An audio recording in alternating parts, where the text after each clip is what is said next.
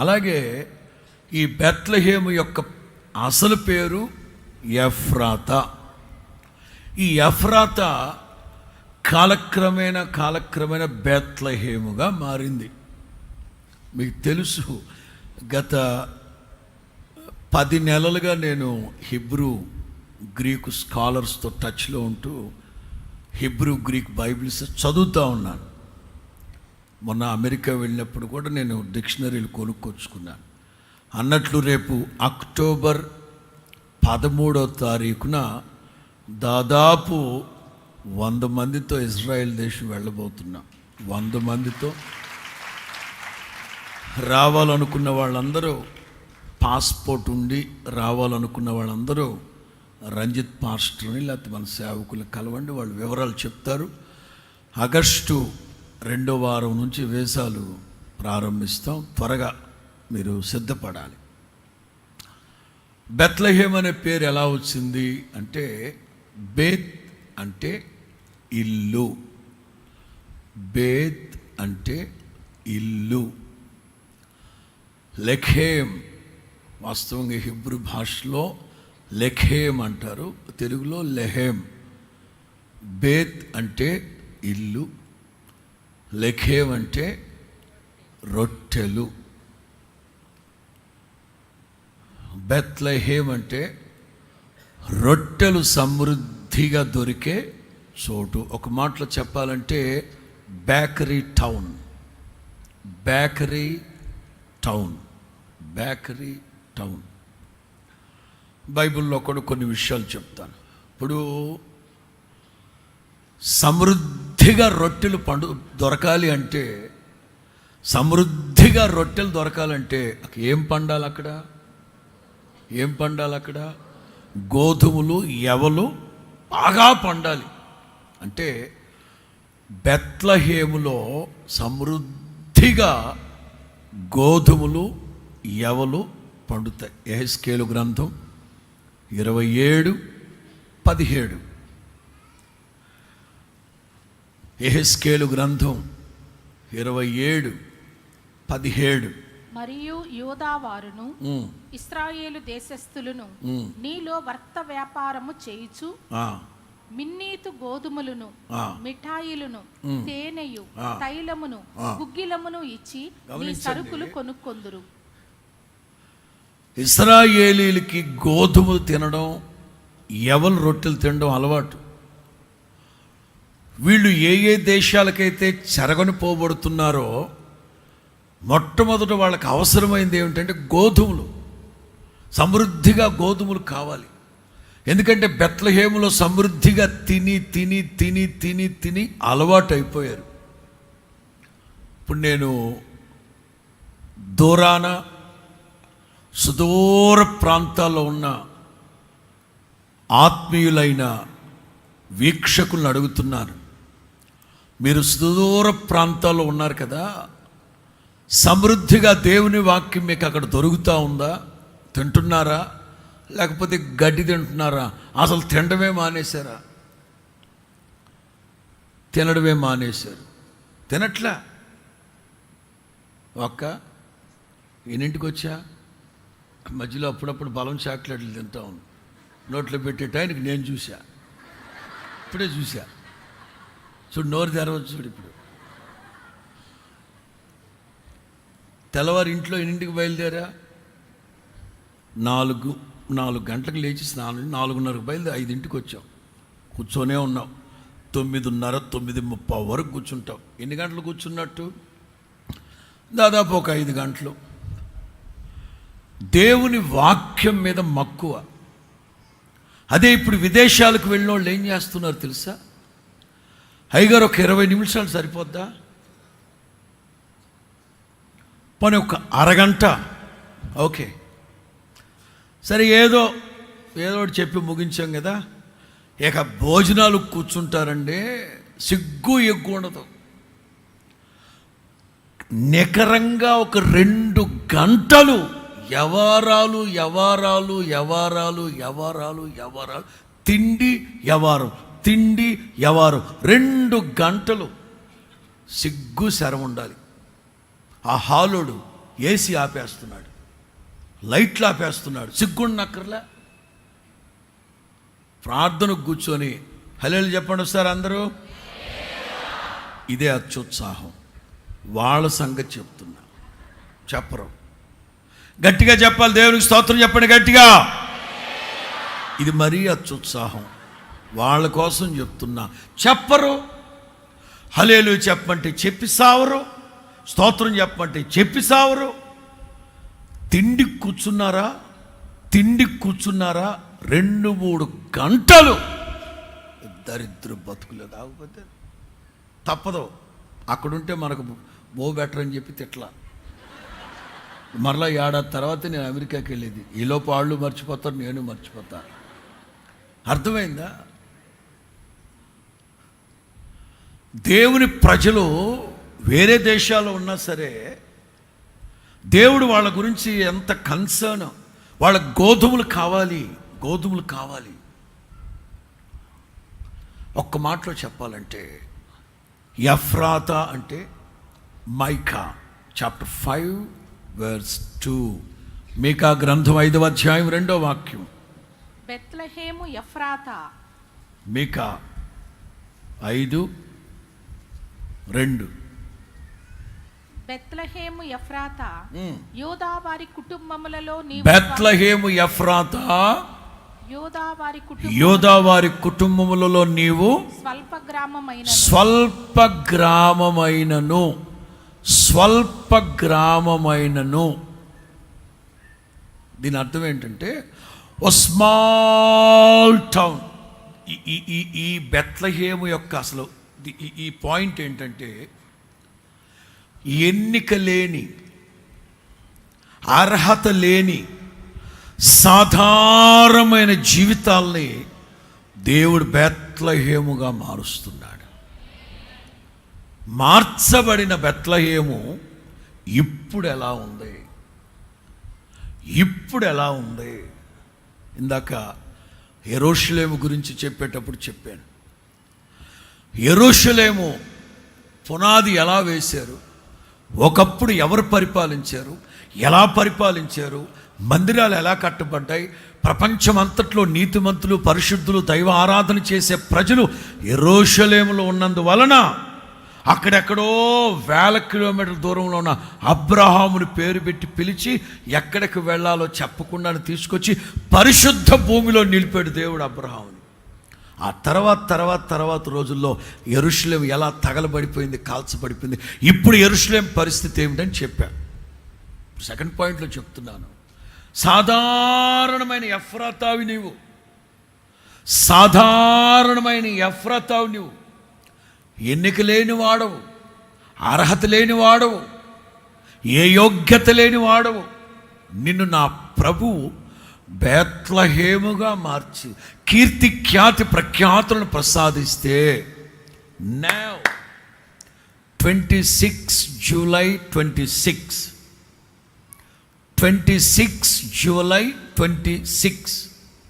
ఇప్పుడు ఎలా ఉంది నీ ఆత్మీయ స్థితి?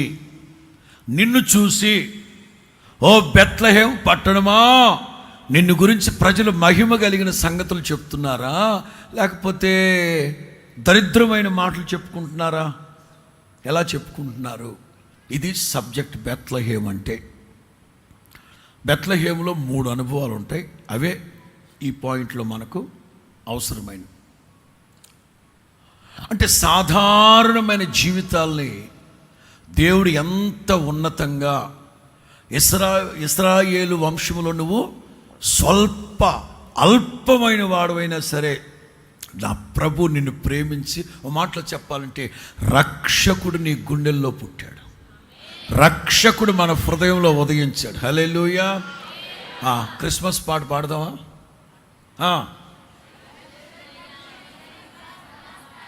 అర్థం కాల, మరలా స్టార్ట్ చేయాలి. 1 2 3 స్టార్ట్.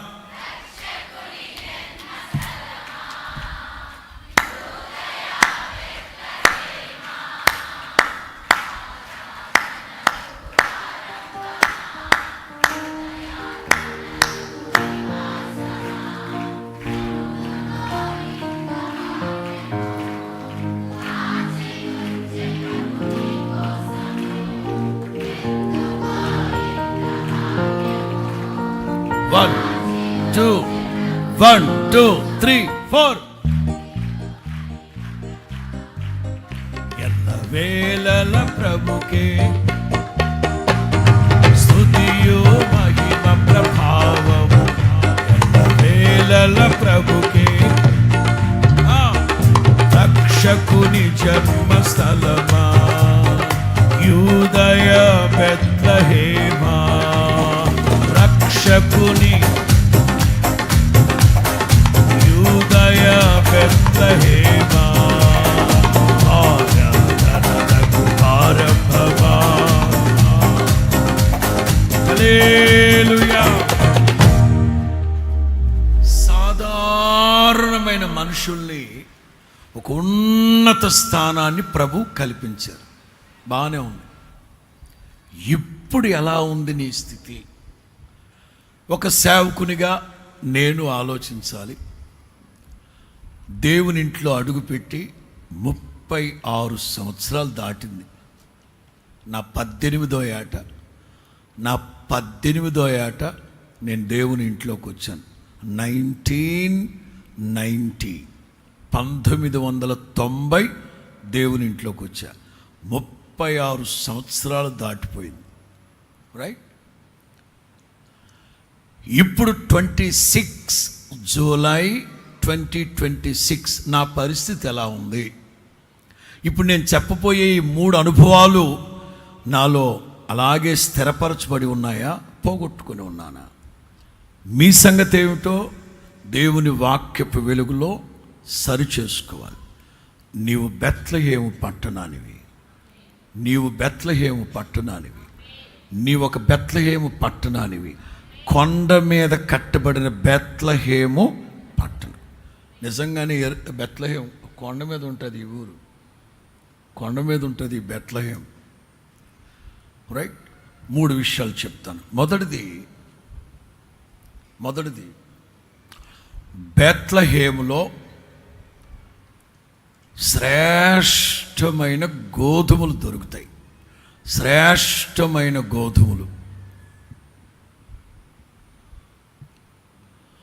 మనకైతే ఆ విషయాలు తెలియదు, కానీ మన యొక్క భోజన పద్ధతులను బట్టి బియ్యం బాసుమతి, ఇందుమతి, మధుమతి, ఇంకా చామంతి, ఎవర్రదే, మనకు తెలిసిన బియ్యంలో రకాలు తెలుసు మనకు, కానీ వాళ్ళకి గోధుమల్లో రకాలు తెలుసు. ఇశ్రాయేలు దేశం అంతట్లో బెత్లెహేములో శ్రేష్టమైన గోధుమలు దొరుకుతాయి. నీ హృదయం శ్రేష్టమైన ఉపదేశం చేత తృప్తిపరచబడుతుందా? ఏ చెత్త చెదారం గుండెల్లో పెట్టుకొని ఉన్నామా? చదవండి 81వ కీర్తన 16. అతి శ్రేష్టమైన ఓరే బాబోయ్, శ్రేష్టం కూడా కాదు ఇది. 81వ కీర్తన 16. అతి శ్రేష్టమైన గోధుమలను అనుగ్రహించి నేను వారిని పోషించుదును. అబ్బాబ్బాబ్బా. 147వ కీర్తన 14. నీ సరిహద్దులలో సమాధానము కలుగ చేయవాడు ఆయనే. 147 14. మంచి గోధుమలతో నిన్ను తృప్తిపరచువాడు. మంచి గోధుమలతో నేను నిన్ను తృప్తిపరుస్తాను. ఇప్పుడు చెప్పండి, మొట్టమొదటిది బెత్లెహేము యొక్క ప్రత్యేకతలు ఏమిటంటే, బెత్లెహేములో అతి శ్రేష్టమైన గోధుమలు, మంచి గోధుమలు పండుతాయి. ఇప్పుడు చెప్పండి, మన యేసు ప్రభు ఎవరు? 10,000లోన గుర్తించదగిన అతి శ్రేష్ఠుడు, పరిశుద్ధుడు ఆ యేసు క్రీస్తు. చెప్పండి, ప్రభు చెప్పారు. మీరు రాసుకోవడానికి కాదు, కానీ విని ఆత్మ ఆనందాన్ని పొందుకోవడానికి చెప్తున్నాను ఈ మాటలు. ప్రభు చెప్పారు, పరలోకం నుండి దిగి వచ్చిన జీవాహారాన్ని. అందుకే జీవాహారమై ఉన్న యేసుక్రీస్తు యెరూషలేములో పుట్టలేదు. ఆహారానికి ఏది ప్రసిద్ధి? అందుకే అక్కడ పుట్టాడు. అతి శ్రేష్టమైన జీవాహారాన్ని నేనే. అందుకే అతి శ్రేష్ఠుడు, అతి పరిశుద్ధుడైన యేసుక్రీస్తు బెత్లెహేములో పుట్టారు. ఇప్పుడు కొన్ని విషయాలు మీకు చెప్పాలి. దేవుని బిడలో జీవవాక్యము చేత శ్రేష్టమైన సర్వసత్యం అనబడే సత్యవాక్యము చేత పోషింపబడాలి. ఇవాళ క్రైస్తవ సమాజం ఎలా తయారైందంటే శ్రేష్టమైన, స్వచ్ఛమైన, గాఢమైన ఆత్మీయతను కలుగు చేసే ఈ జీవవాక్యాన్ని ప్రక్కన పెట్టి ఏది పడితే అది సత్యవాక్యాన్ని కలిపి చెరుపుతున్న ఆ మాటల వైపు, కల్పన కథల వైపు, స్వకీయ దురాశలు నెరవేర్చుకునే ఆయా సంఘాల వైపు ప్రజలు మొగ్గు చూపుతున్న పరిస్థితులు. మనమైతే, నీవు బెత్లెహేమైతే నీ హృదయంలో జీవవాక్యమై ఉన్న యేసుక్రీస్తు సమృద్ధిగా ఉండాలి. అందుకే పౌలు దాదాపు అన్ని పత్రికల్లో ఉత్తరాలు రాస్తూ, ఎస్పెషల్లీ ఐ థాట్ కొలొస్సి అనుకుంటాను, కొలొస్సి పత్రిక 3:16 చివరిలో, కొలొస్సి పత్రిక 3:16 సమస్త విధములైన జ్ఞానముతో క్రీస్తుని గూర్చిన వాక్యం మీ హృదయంలో సమృద్ధిగా నివసింపనీయుడి. ప్రతి ఒక్కళ్ళ హృదయాల్లో సమృద్ధిగా. మరలా చెప్తున్నాను, బెత్లెహేములో సమృద్ధిగా అతి శ్రేష్టమైన గోధుమలు దొరుకుతాయి. మీ గుండెల్లో, ఒక్కొక్కరి హృదయాలలో, ఒక్కొక్కరి ఇండ్లలో శ్రేష్టమైన దేవుని వాక్యం ఉండాలి. చెప్పండి, శ్రేష్టమైన దేవుని వాక్యం ఉండాలి. శ్రేష్టమైన దేవుని వాక్యం ఉండాలి. ఉందా? ఇంట్లో దేవుని వాక్యం ఉందా? హృదయంలో దేవుని వాక్యం ఉందా? ప్రత్యేకించి యవనస్తులారా, మీరు బలవంతులు. ఎందుకు? జాగింగు, వాకింగు, జంపింగు, స్విమ్మింగు ఇవి చేసినందువల్ల కాదు. దేవుని వాక్యం మీ అందు నిలిచి ఉన్నది గనక మీరు దుష్టుణ్ణి. ఎందుకు యవనస్తులు లోకాన్ని, పాపాన్ని జయించలేకపోతున్నారంటే గుండెల్లో దేవుని వాక్యం లేక, సమృద్ధిగా దేవుని వాక్యం లేక. ఇంట దేవుని వాక్యం ఉందా? ఇంట్లో దేవుని వాక్యం ఉందా? వాక్యానుసారమైన జీవితం ఉందా? చాలా జాగ్రత్తగా ఉండాలి. నీవు బెత్లెహేము పట్టణం అయితే నీ గుండెల్లో అతి శ్రేష్టమైన ఉపదేశంతో కూడిన దేవుని వాక్యం సమృద్ధిగా ఉండాలి. రెండు బెత్లెహేములో ఏమున్నాయంటే ఇశ్రాయేలు దేశం అంతట్లోకి శ్రేష్టమైన గొర్రెలు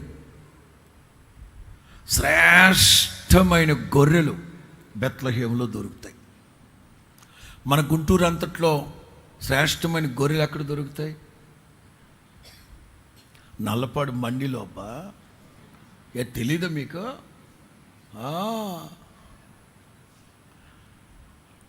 ఇశ్రాయేలు దేశం అంతట్లో శ్రేష్టమైన గొర్రెలు బెత్లెహేములో దొరుకుతాయి. మొదట ఏం దొరుకుతాయని చెప్పాను? అతి శ్రేష్టమైన గోధుమలు. రైట్? అంటే నీ గుండెల నిండా ఏముండాలి? దేవుని వాక్యం ఉండాలి. ఇంకా చెప్పనా? కొంచెం వ్యాఖ్యానం చెప్పడం మర్చిపోయా. ఎవరైనా బెత్లెహేముకు వెళ్ళి వస్తున్నట్లుగా తెలిస్తే అర్జెంటుగా వాళ్ళతో చెప్తారు, hello hello hello hello hello 10 కేజీలు గోధుమ బట్టర్ బాగుంటాయి, అక్కడ మంచి శ్రేష్టమైన గోధుమలు దొరుకుతాయి. లేకపోతే బేకరీ టౌన్ అన్నాను కదా, అదోగో 4 కేజీలు బ్రెడ్ బట్టర్ అక్కడ నుంచి. మరి మీ గుంటూరులో ఏం ఫేమస్ నాకు తెలియదబ్బా. ఏం ఫేమస్ ఇక్కడ అమ్మా? చీపురు గట్ల, మిర్చి. ఓకే ఓకే అట్లాగే గుంటూరు వెళ్ళే సొత్తా నేను. గుంట్రా అయితే ఓ పని చేయండి, ఓ 10 కేజీలు మిర్చి పట్టరా, బాగుంటుంది, ఘాటు ఎక్కువ, హాట్ ఎక్కువ. అలాగే దొరికితే పులగోంగూర అట్లా అంటారు. ఇంక మా ప్రాంతాలు అయితే కాకినాడ వెళ్ళారా, అదిగో వచ్చేటప్పుడు కేజీ కోటకేస పట్టరా. తాపేశ్వరం వెళ్ళారా, అయితే మడతకాస అట్రా. ఒంగోలు వెళ్ళారా, అయ్యంగారేనా అల్లూరయ్య. అట్లా ఎవరైనా బెత్లహేం వెళుతుంటే అక్కడి నుంచి శ్రేష్టమైన గోధుమలు 4 కేజీలు పట్టరా. కర్నూలు వెళ్తున్నారా, ఓ 10 కేజీలు సోనా మసూరి పట్టరా అంటారా?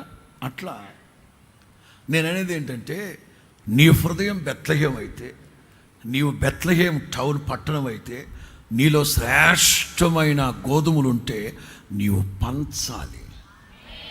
మీ ఇంటి ప్రక్కన పాడుదిబ్బు ఉంటుందా? మీ ఇంటి పక్కన పాడుదిబ్బు ఉందా? మీ ఇంటి ప్రక్కన వాళ్ళు అన్ని జనుల వాళ్ళకి పంచాలి, జీవవాక్యాన్ని పంచాలి, జీవాహారాన్ని పంచాలి వాళ్ళకి. నీలోనే కరువు అయిపోయింటే ఏం పంచుతావు? నీ హృదయంలోనే దేవుని వాక్యం లేనప్పుడు ఏం పంచుతావు? 2 శ్రేష్టమైన గొర్రెలు, రైట్? యేసుక్రీస్తు బెత్లహేములో పుట్టినప్పుడు దేవదూతలో, మరలా చెప్తున్నా, మన యేసు ప్రభు ఎవరు? గొర్రెపిల్ల సింహము. గొర్రెపిల్ల నిత్యరాజ్యములో గొర్రెపిల్లయ్యే దీపకాంతిగా ఉంటాడు. గొర్రెపిల్ల ఎక్కడికి వెళుతుందో ఆయన దాసులు ఆయన్ని, ఓవరాల్గా యేసుక్రీస్తు ఎవరు? గొర్రెపిల్ల. అతి పరిశుద్ధుడు శ్రేష్ఠుడైన ప్రభు బెత్లహేములో పుట్టాడు. 2 గొర్రెపిల్లగా పోల్చబడిన యేసుక్రీస్తు, వదకు సిద్ధమైన గొర్రెపిల్ల అన్నామే, గొర్రెపిల్లగా పోల్చబడిన క్రీస్తు బెత్లహేములోనే పుట్టాడు. ఎందుకని బెత్లహేములోనే శ్రేష్టమైన గొర్రెలు ఉంటాయి. లూకాసు సువార్త 2వ అధ్యాయం 8 నుంచి 12. ఆ దేశములో, లూకాసు సువార్త 2:8 నుంచి 12. కొందరు గొర్రెల కాపరులు పొలములో ఉండి రాత్రి వేళ తమ మందను కాచుకొనుచుండగా ప్రభు దూత వారి యొద్దకు వచ్చి నిలిచెను. ప్రభు మహిమ వారి చుట్టూ ప్రకాశించినందున వారు మిక్కిలి భయపడిరి. అయితే ఆ దూత, భయపడకుడి, ఇదిగో ప్రజలందరికీ కలగబో మహా సంతోషకరమైన సువర్తమానం నేను మీకు తెలియజేయుచున్నాను. దావీదు పట్టణం మందు నేడు రక్షకుడు మీ కొరకు పుట్టి ఉన్నాడు, ఈయనే ప్రభు అయిన క్రీస్తు. ఇక్కడ ఆగండి. గొర్రెల కాపర్లు. చాలామంది చెప్పే మాట ఏమిటంటే, యేసుక్రీస్తు పేదల పాలిట పెన్నిది, సన్నిధి, ఇంకా బాబు అందుకే గొర్రెల కాపర్ల కోసమే, పేదవాళ్ళ కోసమే దిగొచ్చాడు ఆయన. పేదవాళ్ళ కోసం పార్టీ పెట్టడానికి ఇదేమన్నా రాజకీయ పార్టీ? యేసుక్రీస్తు అందరికీ మాట్లాడు, యేసుక్రీస్తు అందరికీ మాట్లాడు, యేసుక్రీస్తు అందరికీ, సర్వలోకానికి చక్రవర్తి, రాజు, ఆయన అందరికీ ప్రభు. ఆ క్షణాన గొర్రెల కాపరులకు ఎందుకు కనబడ్డాడంటే, క్రీస్తు గొర్రెపిల్ల గనక, గొర్రెపిల్ల పుట్టినప్పుడు గొర్రెల కాపరుల దగ్గరుంటే మంచిది గనక, సిమిలర్గా మనకు చెప్పడానికి. అంతేగాని పేదవాళ్ళ కోసం పుట్టిన పార్టీ ఇది. ప్రిలారా కాదు, సోదరి మల్లారా, ఓటర్ మహాశైలారా, మన పార్టీ ఎజెండా జెండా పేదల కోసం పుట్టిన, పేదల నోట్లో మట్టి కొట్టి వీళ్ళ దుంపదెగ, వీళ్ళ కొంపలు కొల్లేరైపోవడం. ఢిల్లీ మొదలుకొని గల్లీ వరకు పెత్తోడు వాగే వాగుడే ఇది. ఒక్కడు నీతి నిజాయితీ లేనోడు, కొంపలు తగలబెట్టేవాళ్ళు, పేదవాళ్ళ రక్తాన్ని జలగల్లాగా పీల్చేసే ఎవడు దొంగలు ఉందా అనుకో, నాకేంటి, మేబీ ప్రతివాడు పేదలు ప్రాలిట ఇది పేద మనకేమో రావాయి అవి బడుగు బుడుగు బుడగ ప్రజల కోసం వచ్చిన పుట్టిన ఆ పేదల రక్తం నుంచి పుట్టిన తాగుని జలగమోహమాడ ఎన్ని దరిద్ర మాటలు వేసి డైలాగులు. యేసుక్రీస్తు పేదల కోసం పుట్టినవాడు కాదు, ఆయన అందరికీ ప్రభు. యేసుక్రీస్తుతో సోసన్నా ఉంది, కేఫాబా వాడు చాలామంది ఉన్నారు, పెద్ద పెద్దవాళ్ళు అందరూ ఉన్నారు. అందరి కోసం పుట్టినాడు ఆయన. జాతి కుల మత వర్గ పేద ధనిక ప్రాంత ఏ భేదం లేదు. యేసుక్రీస్తు అందరికీ ప్రభు. కాకపోతే గొర్రెపిల్ల మొదట చెప్పిన జీవాహారం గనక బెత్లెహేములో పుట్టాడు. 2 గొర్రెపిల్ల గనక గొర్రెపిల్ల పుట్టినప్పుడు కాపరుల దగ్గర ఉండాలి గనక గొర్రెల కాపరులకే ఈ సమాచారం వెళ్ళింది. ఇక్కడ గమనించండి, శ్రేష్టమైన గొర్రె పిల్ల. 2వ మాట, నీ హృదయం బెత్లెహేమైతే, నీవే బెత్లెహేమైతే నీ దగ్గర గొర్రెల కాపరు ఉన్నాడా? ఎలాంటి కాపరుల పర్యవేక్షణలో నీవు నడిపించబడుతున్నావు? బెత్లెహేములో ఉన్న గొర్రెల కాపరులు ఎట్టాటోళ్ళు తెలుసా? రాత్రి వేళ తమ మందలను కాచుకుంటుండగా, నిద్రపోయేవాళ్ళు కాదు. ధైర్యంగా చెప్పగలం, హోసన్నా మినిస్ట్రీస్కి దేవుడిచ్చిన సేవకులు ఇదిగో ఇట్లాంటి గొర్రెల కాపరు. అందరు కాదులే, సగానికి పైగా రౌడీలు, దోచుకునే దొంగలు, నీచమైన తుచ్చమైన పనులు చేసేవాళ్ళు ఉన్నారు. వాళ్ళ సంగతి ప్రక్కన పెట్టండి. రౌడీజాలు, డబ్బు దోచేసుకునే దొంగలు, ఇట్లాంటి నాయకత్వానికి లోబడిన వాళ్ళు చాలామంది ఉన్నారు. 7 సంఘాల గురించి చెప్తే అవన్నీ వస్తాయనే ఆ ప్రసంగం ప్రక్కన పెట్టి వేరేది తెచ్చారు. కానీ ఇందులో కూడా ప్రభు లాక్కొస్తున్నాడు ఇట్లాంటి. చూడండి, తప్పదు. నేను వద్దనుకుంటా, వద్దులే ప్రభు అనుకుంటాడు. ఎవడరా వద్దంటారు చెప్పండి. ఇప్పుడు అదే పరంపర ట్రాన్స్ఫర్లు జరుగుతూ ఉన్నాయి. నేను కిటికీలు పెట్టాక వెళ్తాను అంటాడు ఒకడు, నేను దొడ్లు కట్టాక వెళ్తాను అంటాడు, కట్టాక ఓపెన్ చేసి వెళ్తానంటే ఇంకొకడు. ఏంటో నాకు అర్థం కావట్లే. కానీ మేఘం కదిలింది, కదలాల్సిందే, అందరూ కదలాల్సిందే. In the name of Jesus. తప్పదు. స్తోత్రం చెప్పండి గట్టిగా. సమస్త పద్ధతులకి లోబడ్డం కుదరదు అనుకుంటే జాయిగా ప్రక్కకి వెళ్ళి చేసుకోవడమే. ఎందుకంటే మీరు వచ్చేటప్పుడు సంతకం పెట్టారు కదా. స్తోత్రం చెప్పండి గట్టిగా. ఎట్లాంటి కాపర్లు మందని కాచుకునే వాళ్ళకి గమనించండి. హోసన్నా మినిస్ట్రీస్ వాళ్ళకే ఈ హెచ్చరిక. దేవుడు మీ సంఘాలకు ఇచ్చిన కాపరులు ఎలా ఉన్నారో గుర్తుపట్టండి. మందని కాచుకునేవాళ్ళ, కాపాడుకునేవాళ్ళ, మంద కోసం రాత్రింబగళ్ళు మెలకుతో ఉండేవాళ్ళ, మందల కోసం కన్నీరు కార్చేవారా, లేకపోతే గొర్రెలను చంపుకొని వాటి బొచ్చుతో దుప్పట్లు చేసుకొని డబ్బు తిని సర్వనాశనం, సంఘాలు నాశనం చేసేవాళ్ళ, సంఘస్థుల జీవితాలు నాశనం చేసేవాళ్ళ, సంఘానికి వస్తున్న కుటుంబాలకు బజార్కి ఇడ్చేవాళ్ళ, ఎట్లాంటి వాళ్ళు ఉన్నారు హోసన్నా మందిర సంఘాల్లో సేవకులు, కాపర్లు. అదే చెప్తున్నాను.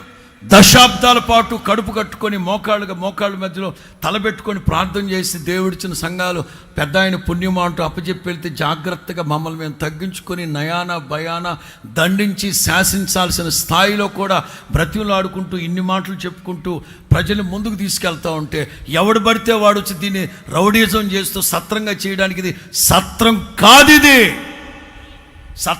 కాదిది.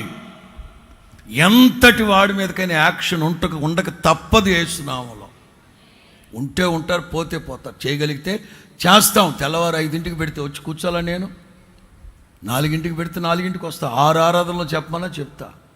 ఇబ్బంది ఏంటి? ఓపికంటే చేస్తాం, లేకపోతే మౌనం కూర్చుంటాం. ఇట్లాంటి రౌడీల్ని, నీచమైన తుచ్చమైన పనులు చేసి రోత బ్రతికే ఈ రొచ్చు మనుషులు దేనికంటే అవసరం? ఎట్లాంటి కాపర్లు అవసరమా? అక్కర్లేదు కూడా. నేను మరలా చెప్తున్నాను, ఆయా హోసన్నా మందిరాల్లో ఉన్న విశ్వాసులు రాత్రి మగళ్ళు ప్రార్థన చేయాలి. సత్యాసక్తి, దైవాసక్తి, పవిత్రత కలిగిన సేవకులు మాకు ఇవ్వండి ప్రార్థన. ప్రతి వాడు రావడం, ఈ అయ్యగారిని ఇంకో 10 ఏళ్ళు ఉంచకపోయారా? ఎందుకు? ఇప్పటికే రోత అయింది అక్కడ. ఇంకెంతకాలం ఉంచాలంటే చాలు. అయినా 20 మంది కట్టగట్టుకొని వచ్చి ఈ అయ్యగారు మాకు ఉంచకపోయారు అని అడిగండి. నువ్వు 20 మంది సంఘస్థులు కాదు, మీరు కొత్తగా వచ్చిన గొర్రెలు, మీరు ఉపదేశం పద్ధతులు తెలియని గొర్రెలు ఇవి. కట్టగట్టుకొచ్చే ఈ గొర్రెలు అక్కన ఉంచకపోయారా, ఈ అన్నను ఉంచకపోయారా? ఎందుకు? అసికేసుకోవడానికి. పెచ్చేషాలు వద్దు ఇక్కడ, పెచ్చేషాలు వద్దు ఇక్కడ. బెత్లెహేములో ఎట్లాంటి కాపర్లు, చురుకైన కాపర్లు. దేవదూత సమాచారం చెప్పక మునిపే మధ్యరాత్రి అక్కడే వెళ్తాం, తెల్లారేక డజన్ ఇడ్లీలు తిని వెళ్తాంలే అన్నారా? చుంచెలుకుల్లాగా ప్రవర్తించమాకండి. రాత్రికి రాత్రే ప్రభు దగ్గరికి వెళ్ళిపోయారు. ఒక సేవకుడు ఎలా ఉండాలి? సేవకులు సదస్సులో చెప్పాను, ఇక్కడ నిలబడికని చెప్పాను నేను సేవకులకి.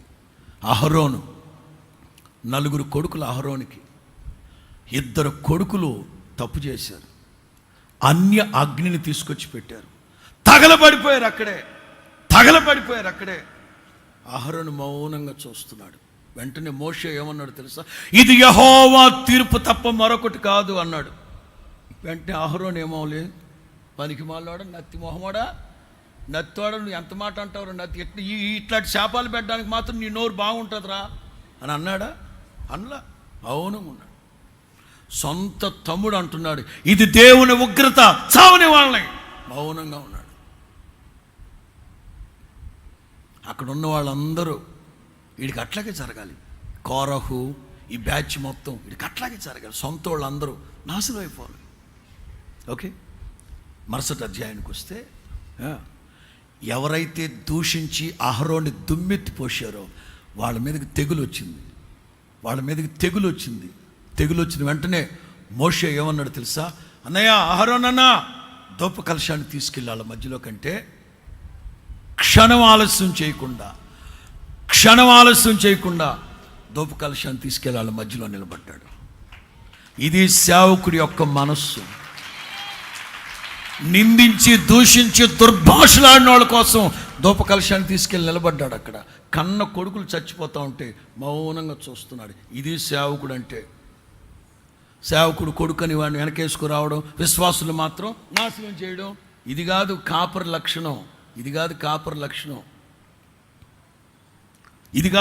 లక్షణం.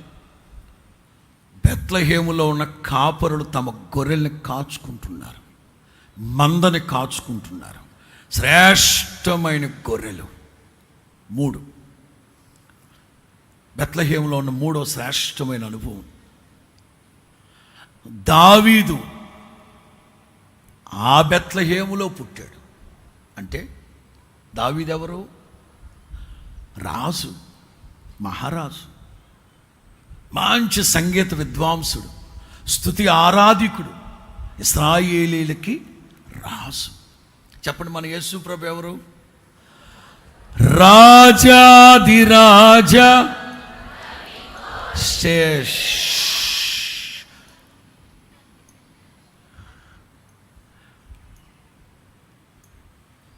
అతి శ్రేష్ఠుడు, పరిశుద్ధుడు గనక శ్రేష్టమైన గోధుమలు పండే బెత్లెహేములో పుట్టాడు. అందుకు బెత్లెహేమును కోరుకుంది. 2, యేసుక్రీస్తు గొర్రెపిల్ల గనక శ్రేష్టమైన గొర్రెలు బెత్లెహేములోనే దొరుకుతాయి గనక బెత్లెహేములో పుట్టాడు. 3, యేసుక్రీస్తు రాజాధిరాజు, ఇశ్రాయేలీలకి వచ్చిన ఏకైక యోధా గోత్రపు రాజు దావీదు బెత్లెహేములో పుట్టాడు కనుక ప్రభువు కూడా అక్కడే. దీన్ని అంటారు, నేను ఆ మాట రాసుకున్న, రాజరికం. శ్రేష్టమైన రాజరికం. చెప్పండి, శ్రేష్టమైన. ఎన్నిక లేని దావీదును దేవుడు రాజుగా హెచ్చించి రాజుగా చేశాడు. ఆ దావీదు ఎవ్రీ మూమెంట్, ప్రతి క్షణం తన గుండెల్లో కృతజ్ఞత. నీవు బెత్లెహేం అయితే నీ గుండెల్లో యేసుక్రీస్తు రాజుగా పుట్టుంటే గుండెల్లో కృతజ్ఞత ఉందా? ఏ రోజైనా ఎన్నిక లేని నన్ను ప్రభు ఈ స్థితిలో ఉంచాడు, అర్హత లేని నాకు కృపించారని ఏ రోజైనా కృతజ్ఞత కలిగి, ఏ రోజైనా కాదు, ప్రతినిత్యం దావీదులాగా కృతజ్ఞత కలిగి ఉన్నామా? చెప్పండి, బెత్లెహేములో 3 అనుభవాలు ఏంటి? మొదటిది శ్రేష్టమైన, అతి శ్రేష్టమైన, 2 శ్రేష్టమైన గొర్రెలు, 3 రాజరికం. ఈ 3 అనుభవాలు ఉన్నాయి. నీవు బెత్లెహేము పట్టణం అయితే నీలో ఇవి 3 ఉండాలి. శ్రేష్టమైన గోధుమలు అంటే వాక్యం, 2 గొర్రెపిల్ల అంటే ప్రతిష్ఠిత. దేవునికి సన్నిధికి వచ్చే గొర్రెలు ఎలా ఉండాలి? నియామక దినములలో యెరూషలేముకు వచ్చి ప్రతిష్ఠింపబడిన గొర్రెలంతా ప్రతిష్ఠింపబడిన గొర్రెలు. 3 రాజరికం. ఈ కృతజ్ఞత కలిగి ఎన్నిక లేని ఎఫ్రాతా లాంటి నన్ను ఇదిగో ఇంతటి బెత్లెహేముగా మార్చారు అనే కృతజ్ఞత ఉండాలి. ఇప్పుడు చెప్తాను. అది ఒకప్పటి బెత్లెహేం ప్రారంభ దినాలు. ఇప్పుడు బెత్లెహేం ఎట్లుందో చెప్పనా? ఇప్పుడు ఇజ్రాయెల్ దేశంలో బెత్లెహేం రాసుకున్న మాటలే కాదు, నేను చెప్తా. ఇప్పుడు బెత్లెహేం ఎట్లుందో తెలుసా? దరిద్రం,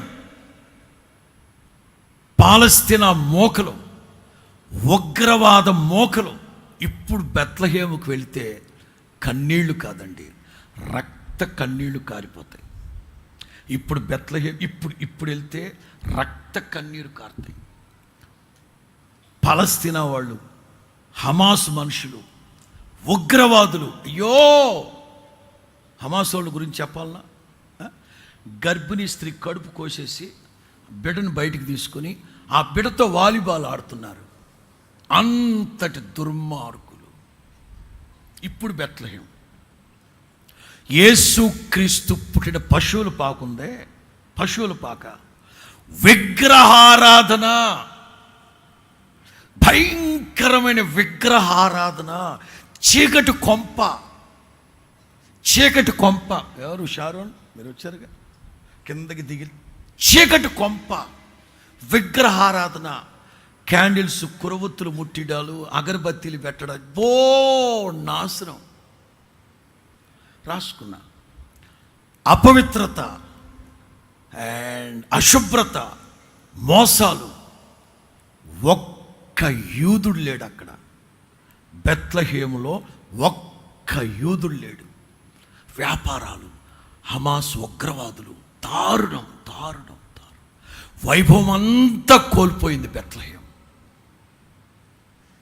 ఇప్పుడు నిన్ను అడుగుతున్నా, గత 10-15 ఏళ్ల క్రితం నీ గుండెల్లో వాక్యం ఉన్నది, అతి శ్రేష్టమైన వాక్యం. ప్రతిష్ఠింపబడిన గొర్రెలంతా ప్రతిష్ఠ ఉండింది. రాజరికపు డిగ్నిఫైడ్ స్పిరిచువల్ లైఫ్ ఉన్నింది. ఇప్పుడు ఎట్లా ఉంది? జగడాలు, కొట్లాట్లు, వ్యాపారాలు, అపవిత్రత, అశుభ్రత. ఇవా ఒక మాటలో చెప్పాలంటే బెత్లెహేం ఉన్నతమైన అనుభవాలన్నీ పోగొట్టుకుంది. రాజరికపు జీవితాన్ని పోగొట్టుకుని ఇప్పుడు ఎవరున్నారు? టెర్రరిస్టులు. రాజులు ఎవరు లేరు ఇప్పుడు అక్కడ, టెర్రరిస్టులు. గోధుమ చేలు లేవు, గొర్రెలు లేవు, ఎవరు లేరు, రాజులు అంతకంటే లేరు. ఇప్పుడు నీ పరిస్థితి ఎట్లా ఉంది? రాజరికం ఉందా నీ గుండెల్లో? యేసు క్రీస్తుని రాజుగా ప్రతిష్ఠించావా గుండెల్లో? సమృద్ధిగా దేవుని వాక్యం గుండెల్లో నివసిస్తుందా? ఆ మహిమ కలిగిన అనుభవాలు పోగొట్టుకున్నావా? కృతజ్ఞత ఉందా? ఎఫ్రాతా లాంటి జీవితాన్ని, ఎన్నికలేని జీవితాన్ని ప్రభు బెత్లెహేముగా మార్చాడని కృతజ్ఞత కలిగి ఉన్నావా? చెక్. నెక్స్ట్.